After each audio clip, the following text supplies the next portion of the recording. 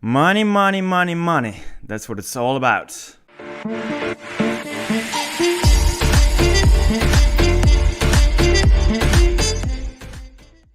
Hello there, I'm F2P and I'm back again with some new controversial topic. Like always, I love those. And this one, we will be talking about the pay-to-play mechanic of Planetside Arena. Since you might know that unlike its predecessor, Planetside 2, Planetside Arena will not be free to play, but you have to play beforehand before you are able to at least start the game. So there will be a starter fee, but it doesn't mean there won't be any expenses after your purchase. Good old Daybreak Games knows how to get the money, and this time it will be with battle passes. But before we start the video, I want to clear something up, and that is that pay to play doesn't mean pay to win. Unlike big streamers like Dr. Disrespect and Shroud were thinking, pay to play is only the startup cost. So just the $30 you pay at Steam when purchasing the game. Right now we can't tell if the battle pass system will be having any pay to win mechanics, and nobody actually can't say anything about it since there's still an NDA ongoing. So for this video we will just assume there are no pay to win mechanics, since I guess that Planetside 2 developers learned a lesson after the rather criticized release of Planetside 2 with some pretty broken weapon balance. But Planetside 2 is right now in the past.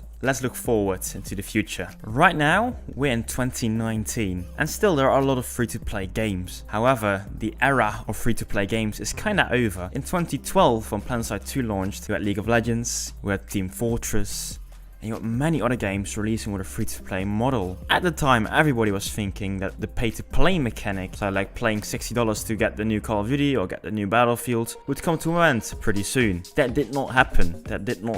There are still some other mechanics which come into play. There are, for example, right now a lot of cosmetics and also those battle passes I talked about earlier. But still, this pay-to-play mechanic is still very alive. And even in the indie development section, it's right now not strange to ask money beforehand. However, I have to mention that we live in a time where a lot of people think that everything on the internet is just free, just happens. But that's not true. Like with games, or like with movies, or like with anything else in the entertainment industry, it's made by people. And those people need to eat, those people need to live somewhere, and those people also need to have their own beefy gaming rigs at home, you know? They need them. Just to relax a little bit. Daybreak Games has gotten an investment from a Russian company, which is a pretty vague investment, but that's how mafia works, isn't it? Even the owners of this private company, Daybreak Games, want to make a profit in the end of the day, and they are not a charity, and they think about the best profitable ways to release a new game. When they released Planetside 2, it was a time of free-to-play games, so it would be wise for a longer standing game with longer server cost to look forward to another system, because first they used for Planetside 1 a membership system where you had to subscribe every month and pay a monthly fee. Apparently the monthly fee model was outdated. I think the only successful game doing that right now is World of Warcraft, so they needed to move to something else. And to be fair, I think Planetside 2, with the membership and with the Daybreak cash system they have, the game itself is financially pretty healthy. I don't have any numbers, since again it's a privately owned company. I think we'll never get those, but I think the company is doing pretty okay from this title. However, they have got some more titles. Let's for example say H1Z1, EverQuest, and even DC Universe. However, these titles aren't as popular as they were used to be. So Daybreak Game needs to have some cash flow coming in to develop this game and also support this game for a longer time. But also they have made an investment beforehand. For example, they paid their developers while working on this game. They maybe had some licensing costs, for example for Battle Eye, or maybe something completely different which I'm completely not aware of because I'm not working in the game industry. But I guess there are a whole lot of different costs involved in developing a video game. Maybe even Steam demands a little bit of money just to get it on their platform.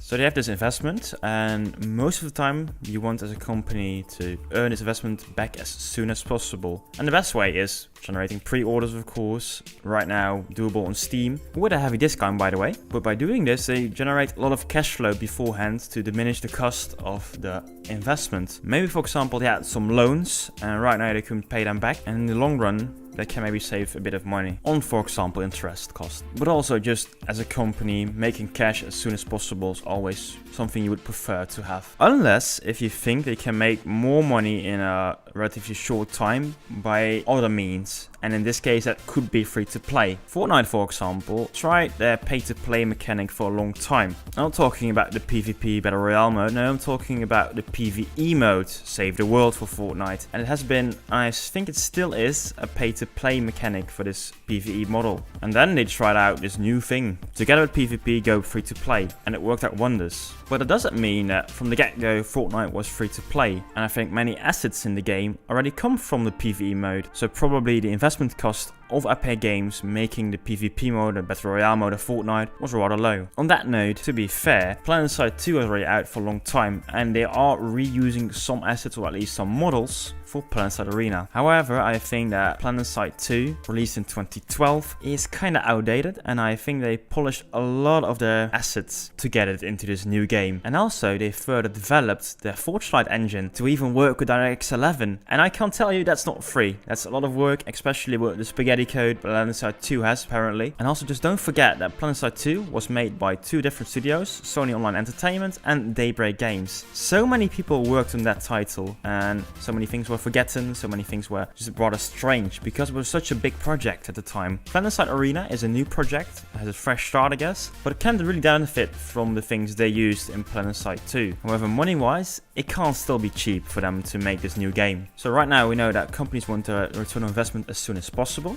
So that's one of the reasons why they have a pay-to-play mechanic. But also I think it is something else. Planetside 2 has a pretty loyal user base right now. A lot of the players playing Planetside 2 are already here for 6 years. And they've also put in ridiculous amounts of hours. Probably Daybreak Games sees this also. And they know that there are a lot of people willing to pay for this new game. Just because it's something new in the Planetside franchise. And just big fans of it. Also a lot of fans of the franchise see that if this project won't be a success, that Planetside 3 will be a far future thing. To Daybreak Games, this is easy money to get. And I can't blame them. Especially since they have given so many players so many fun for so many hours. And that without any cost. Then I come to a different question. Won't this pay-to-play mechanic hurt the game? Hurt the sales? Hurt the player base? And that's a hard nut to crack. I've heard that even 90% of all the players playing Planetside 2 or trying Planetside 2 stop playing before Battle Rank 15. And just to make it clear, Battle Rank 15 is I think 20 hours of gameplay. The big thing of free to play is you can easily try a game, but also easily just remove the game from your Steam library again. The big question is, do we as a community really mind if we don't get that 90% who really removes the game after playing for 10 hours? It's not like those people are going to join an outfit or participate in those big fights we want to see. And I think it isn't a problem if those guys are gone. And only the real invested people into this game are going to play Planetside Arena. My guess will be that at least in the first month after the launch of Planetside Arena, the player base will be big enough to just have little to no queue in the Battle Royale mode, or have no waiting time or other queues for the Massive Clash one, or all the other game modes that still have to be announced. Maybe also a lot of those players, I think about 10%, will maybe also buy the Battle Passes. With this Battle Pass mechanic, the developers try to continue development and also keep the service running. And also, of course, make an extra buck if they can. When Daybreak starts to see that the Battle Pass sales are going down, or when they start to see that those $30 are not coming in anymore and nobody's buying this new game, then I think that Daybreak Games will set the switch, get the game to free to play like this big brother, Planetside 2. What happens quite often after the game goes free to play is that the hype is building up again. After the game goes free to play, you'll have got some new blood in the game, of course.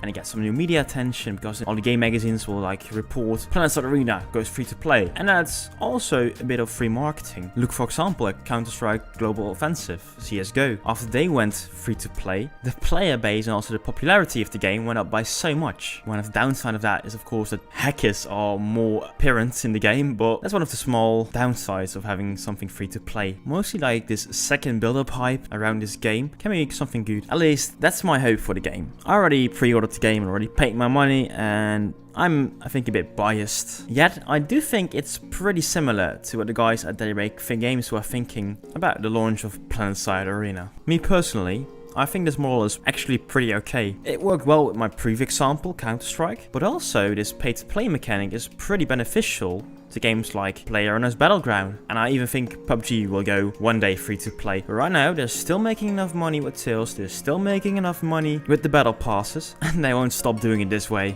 until the next step, when the declines really starts to set in. But what do you guys think about this pay-to-play model? Are you going to stuck with Planetside 2, or are you buying this new game, and do you like the battle pass mechanic? Let me know in the comments what you think about it. And as always, like and subscribe if you liked the video. Then again, I am F1, and I will see you soon with some more content.